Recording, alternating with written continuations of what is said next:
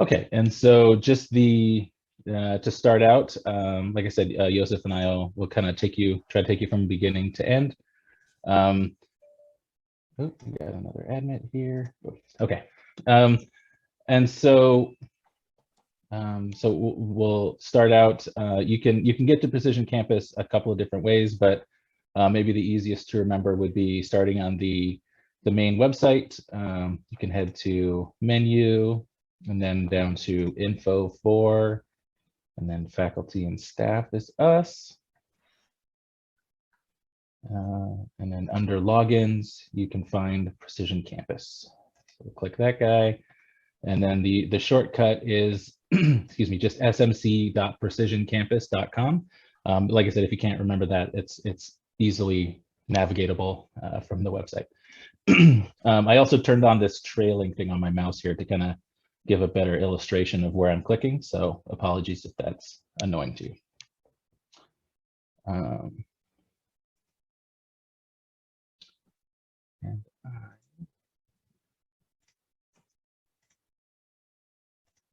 There we go.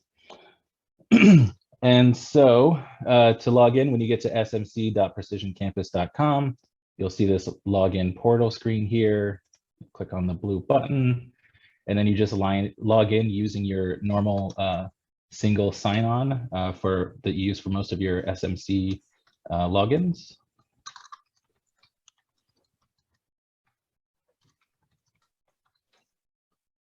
Okay. It takes a second. Okay, and so now you're immediately presented with this screen, which we're calling the menus. And just to kind of orient you here, you've got your login at the top, and then the various menus down here. And so when we talk about menus, there are these currently four different areas. And so the most common one that we're going to use is this top left one called Fact Book. And then there are other ones: Program Review, Special Programs, Career Ed. Special programs is for answering questions specifically related to students in special programs, and then Career Ed and Program Review are a bit more self-explanatory.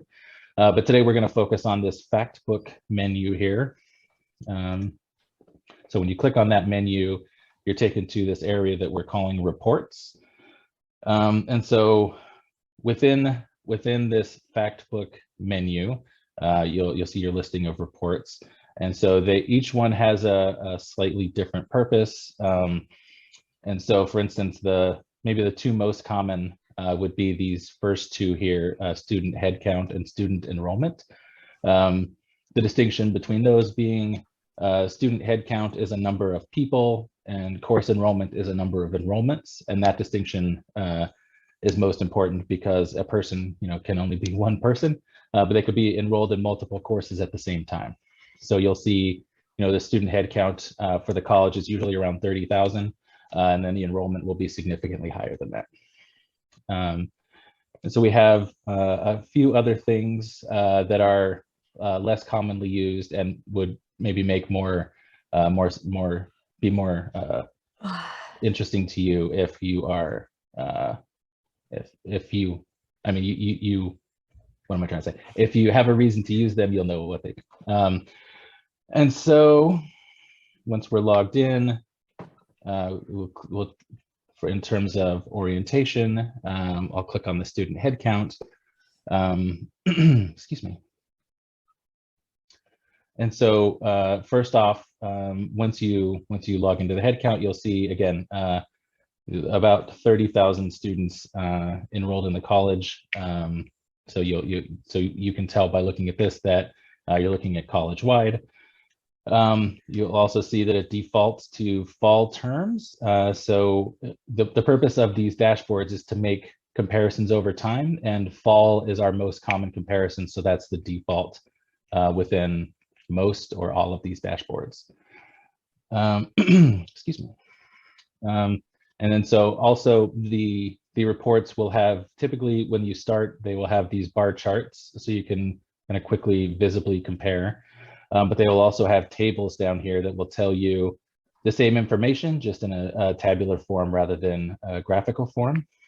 And some things, when they get too complex to be represented in bar charts, the bars will disappear and it will be only reports, which we'll see in a little bit. So then I will also, if you see on the left side over here is this blue stripe. It looks like it's all one kind of continuous area, but for our sake, we sort of break it into the organization tree and the filter bars. And so the organization tree is the organization is the college. So this helps you drill down on departments, disciplines, courses, etc.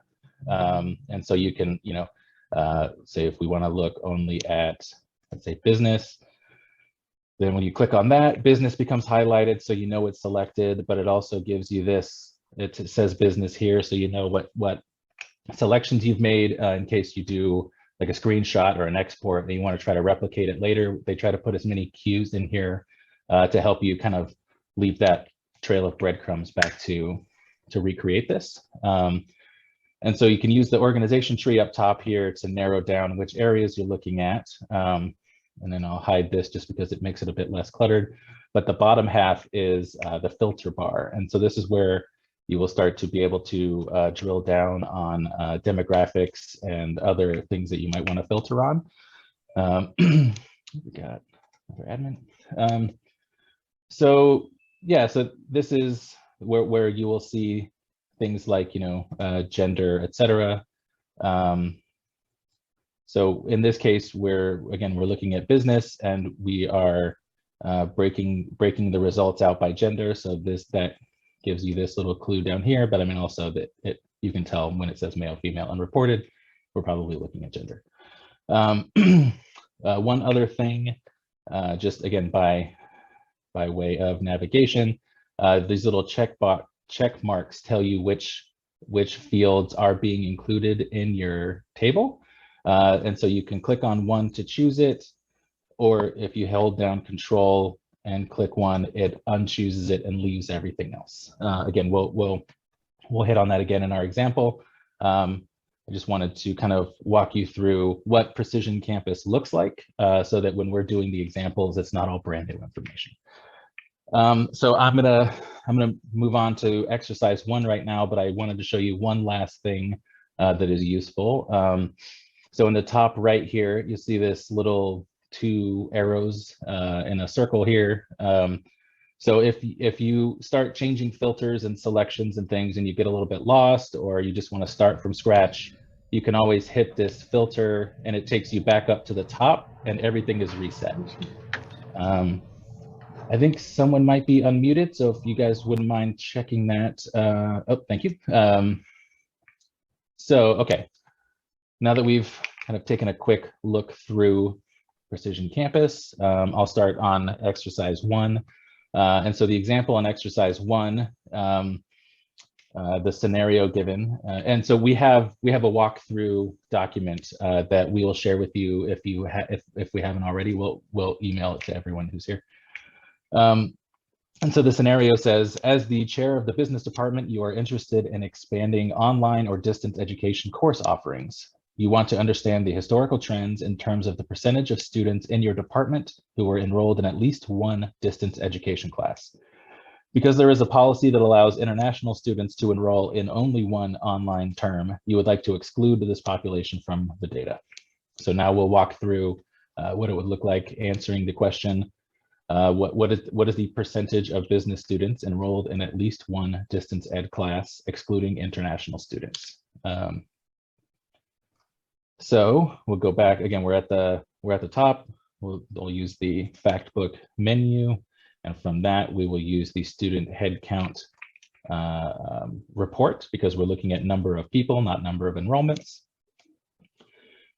And here we go. Now we're back at the default student headcount. Again, you can see it's in the 30,000. So all of our filters have been reset. So first off, we know that we're looking for business students. So in the organization tree up top here, do that and choose business. And so I expanded business, and you can see all the disciplines within business. But our question is talking about business specifically. So we'll click on business, it becomes highlighted. Our little reminder up top here tells us that it's been selected. And so now we are looking at business students. We can also see, so it's always just a good practice to kind of keep an eye on your counts as you're making selections. And so if you're looking for something campus-wide and you're seeing things in the hundreds rather than the tens of thousands, then you can kind of be aware that maybe something was misfiltered, and that can be the first clue about that. So now we have chosen business, and again, I will hide the tree just to declutter things a little bit. And so the second part of that question was removing international students, because if we're looking for students who are taking multiple or at least one distance ed class, and they have a different set of criteria that they're allowed, we don't want them to influence our findings. So in order to do that, we will come down to the filters. Where are we? And then so, okay, when we're looking at filters, so we're looking at where they live. So there we go. So we'll take a look at residents. So there's this little round plus that tells Precision Campus to include it in your analysis. So when you hit that plus, it includes everyone that is in there. So again, your total counts didn't change. So no one has been excluded. But we are specifically not looking at international students in this analysis. So again, and you can see, so we know foreign country is the group that we are looking to remove from this. And the little hover box tells you what I said before. If you hold control and click on it, it removes. So we'll hold control, remove that. And then we see that everyone is still, the other two groups are still included. And again, so we can see that our counts got slightly smaller, so we know that the filter is working as well. Okay, and so our next filter, so the whole point of this analysis is looking at distance ed students. So we'll come down here and student distance ed, that's the easiest one to find. And so in this case, we are looking at, we want to include students who are on ground only, because we're looking for students who are in at least one distance ed class. So that would be distance ed only and both. So we can hold control, unclick the on ground only, and we can see that those, again, all those students are left in the table.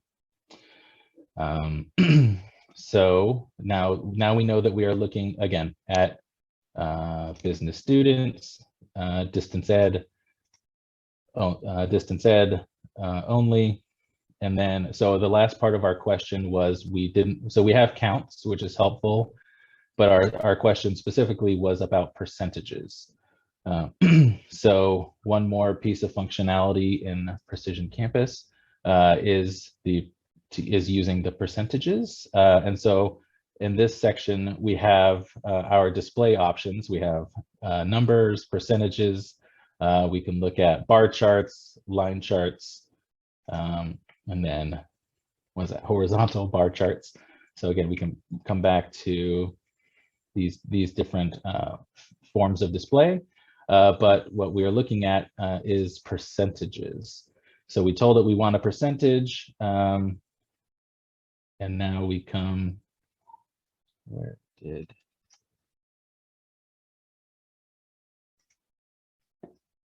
we go. And so now that we've done that, it's impossible to display counts and percentages in the same table and have it make any sense. So in this case, the chart, the visual chart went away, and we're left with the tables. But we can see we have the same count table that we've been working with, but we also now have percentage tables. And so let's see. we can actually, I made a mistake. I'm going to put on ground back because out of percentages, we need all groups there in order to calculate a percentage. And so we can see that, for instance, from fall 2015, there were about 51 and 6%. So there were about 57% of students who were in at least one distance ed course. And then if we come down to fall 2020, and we're looking at what's at 78%.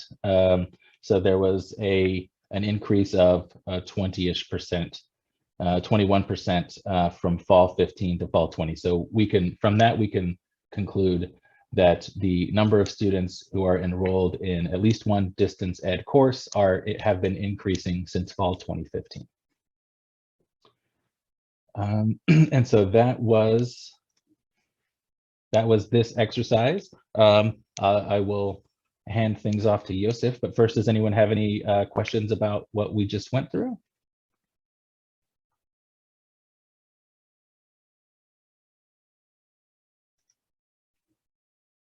Okay, Yosef, are you ready?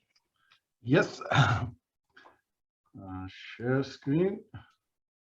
Did I share my screen? Looks good. Yeah. Okay, good. So on my part, I will walk you through exercise number 2 and 3.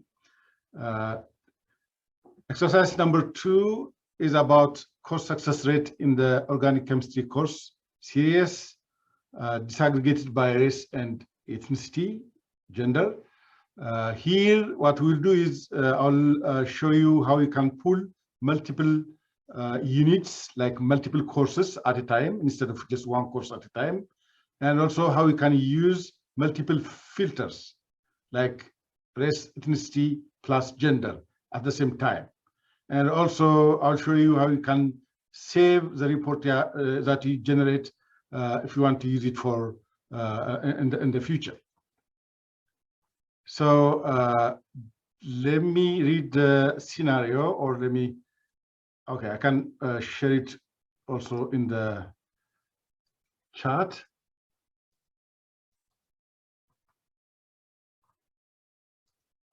I'll read it for you anyways. So as the chair of the physical science department, you are interested in examining course success rate in 3 organic chemistry courses: chemistry 21, 22, and 24. So we will have 3 courses.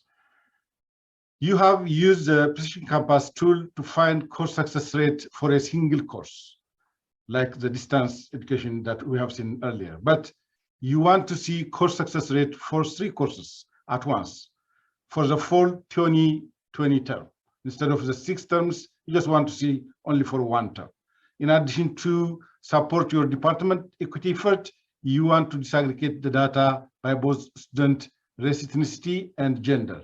You like to save the report so that you are able to pull it up in the for use later. So the first thing we need to do is to select the course success rate report. So that will be in Factbook. We go to just Factbook, and to the right, you'll see course outcomes, right? Under course outcomes, you'll see course success rate here. So we just click on course success rate, and you'll see course success rate. The default is for the whole SMC for 6 years. So 68%, 68, 68, 69. But what we're looking here is for chemistry 21, 22, and 24, not for all SMC, but for specific courses. So since we are going to use multiple units, the second thing after we select course success rate, the second thing that we have to do is to enable multi-unit selection filter. So here in the tree, there is this bar that you click on, and it will allow you to select multiple units when you do select your courses. And chemistry is under physical science, so it should be here, physical science, right? So we select physical science, but still we need to filter it down to chemistry. So here's chemistry. And by clicking on chemistry, we will see all the courses under chemistry. So simply click on chemistry 21, chemistry 22, chemistry 24. Now we selected the 3, but to see it, we need to click, go down, and here we need to click on select. So as when we click here, you will see all the courses for the 3 programs, right? Chemistry 21, chemistry 22, chemistry 24, and also it gives you the course success rate in chemistry overall and in physical science department overall. If you don't want to see it, we can remove it. If not, if you want to compare the course success rate in the 3 courses with course success rate for overall chemistry as a discipline and physical science as a department, you can do that. So once you select the courses, then the next question is, instead of seeing it for the whole year, we need to see it for just fall 20, right? Fall 2020. So if you scroll down in the tree, there is a term range selector here. So if you click here, it will give you a term selection bar, and just press on that bar and take it down to fall 20. So fall 20 to fall 20. So now we will see only the result for fall 20, right? So here is the result for fall 20 in chemistry.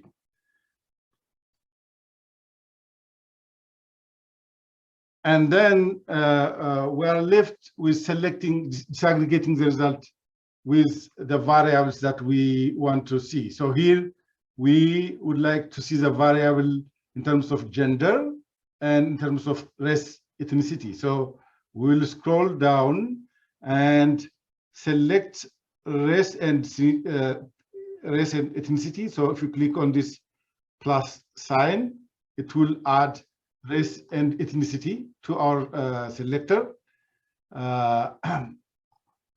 And then also gender. We want it to be also disaggregated by gender, right?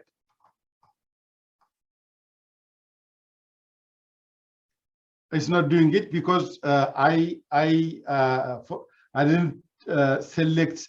It will allow you, the default is, it will allow you only to pick one variable, one gender or race, ethnicity. If you want to see it in 2 different multiple variables, you need to enable the multiple filter result. So you need to select this one.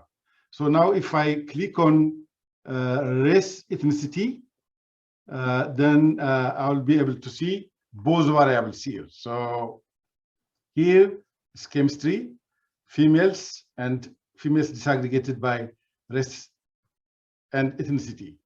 And when you see the window here, it might be the way you want to see it. Like instead of seeing gender disaggregated by race and ethnicity, you want to see race, ethnicity disaggregated by gender. So if you want to do that, just click on here and it will move it there. So now instead you'll see race, ethnicity disaggregated by females. Or if you want to reverse it back, then you just move it simply this way. So you can see it the way you want to see it. And the arrow here, the up and down arrow, also will filter it by discipline, by whatever you want. Like if you want to see male first or female first, then you can do that here. And the same with race. If you want to reverse it, you can reverse it. So the arrows here will help you to organize the table they want to see it, the way you want to see it.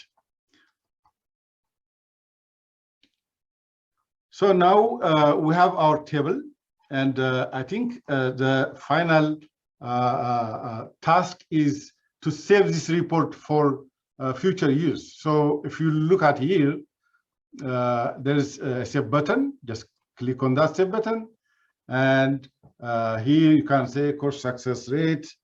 You can add rather CHEM 21, 22, 24, and just save a copy.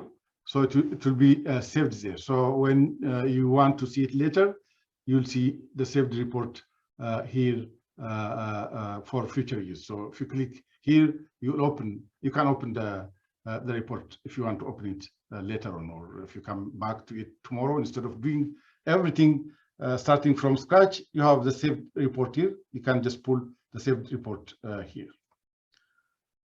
Do you have a question here?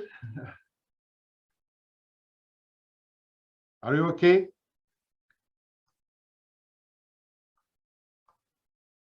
Okay. I hope, Chris, you are monitoring the chat box, right? I am, yes. Okay, thank you. So then in that case, let's move on to the third and final exercise for today. So here, it's pulling the number of disabled students served in 4 terms, disaggregated by educational goal. So let me read the scenario, and then we'll walk through the steps. The scenario, as the DSPS faculty leader, you are working on the annual DSPS program review report with other senior department. You are interested in offering English tutoring for disabled students in your program, but you need to know whether there are a large number of disabled students enrolled in English courses who have transfer degree goal.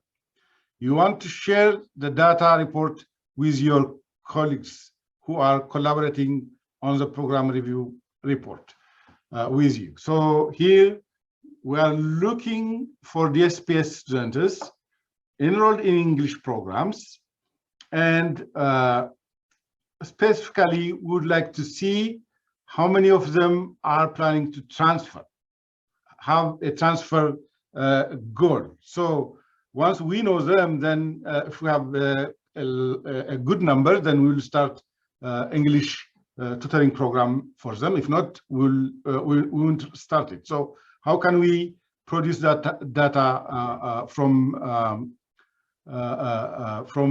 Precision Campus? That's what we are going to do. So the first step is always we need to clear whatever we did before by refreshing it here. And then from the menu here, there's a special program, programs tab. So we need to click on that. And that will take us to student count, course count, and every indicator that you have seen before. So the second thing is to filter out non-DSPS counseling students. So what we are going to look is for student headcount in DSPS, right? So here we see every SMC student count, but what we want to see is DSPS, right? So here in the filter, we will go and add the DSPS filter. Now the data is disaggregated by DSPS and not DSPS. We just don't want to see the not DSPS, right? So in that case, we will select only the DSPS one. So we have this number. But not every DSPS student is taking English course. We would like to know how many of them are taking English course. So we'll go to department filter. And just select English. And that will filter it to those DSPS students who are enrolled in English courses. So we have this many students every semester. Now we have selected DSPS students, and we have also selected how many of them are taking English courses. So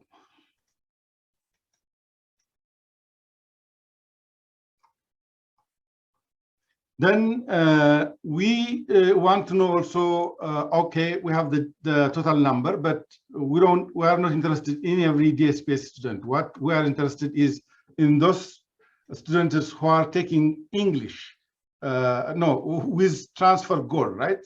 We want to know the number of students with transfer goal. So here we will add the transfer goal, but to add, we need to click here to see more filter variables. I mean, the filter variable that you see is not complete. So if you click here, it will list down all the filter variables. And from here, you will see ed goal, right? We look for education goal. So education goal is here, and that will be added if you scroll down and click OK. So we select ed goal here, and then scroll down a little bit and click OK. Now our number is disaggregated by education goal. So now we know from all the students we have, the number of students who are planning to transfer. That's a large number here. So then once we get this number, we know actually how many students are planning to transfer, and we can organize the tutorial program for these students only. There's one more thing that you will be interested. Like if you are working in team, you might want to share this result to your team members, right? So there is here, Precision Campus can let you email to your friends. So simply click on this email and write the recipient. I'm the recipient, and I'm the sender, or I cannot my SMC email.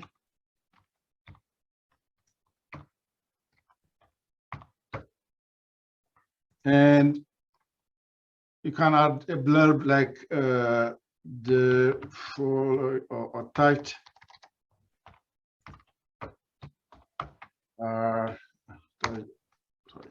is list of DSPS students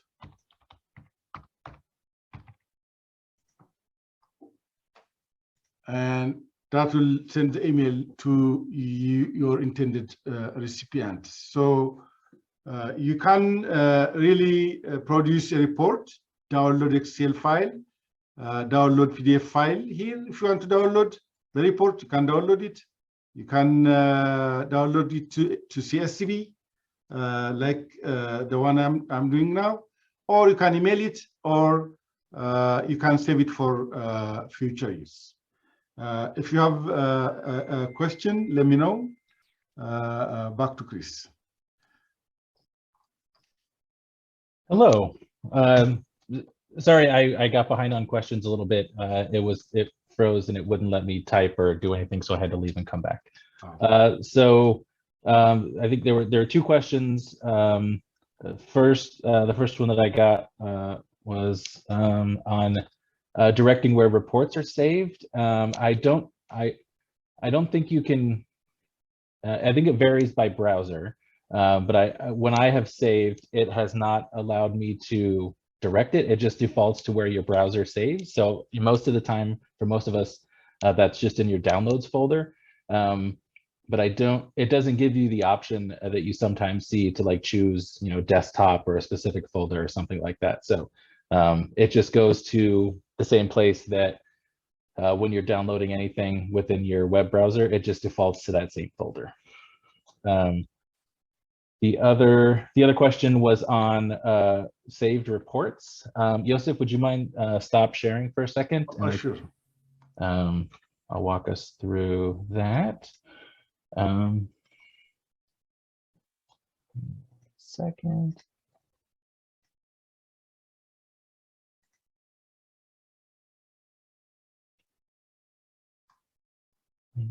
There we go. Okay, so well, let me take us back out to the very top. So when you first log into the to Precision Campus, so here's our list of menus again. You can come. So here's your reset. This is your clipboard, which I haven't used much. I'm not sure about its functionality, but this little three bar menu here, you can expand that. And it allows you to reset settings, which is the same as that other button. Manage cohorts, which is beyond the scope of what we're talking about today. But one option is to manage saved work. So when you click on that, it shows you the list of all of your saved reports. And so you can open it, or you can delete it all from within this same manage utility here. So if you want to open it, you click on the little play button, and it takes you to where you saved this report. But if you end up getting dozens of reports and it looks too cluttered and you only want a few, you only want to hold on to a few, you can also delete it within this same little utility. Okay. And so I will stop sharing.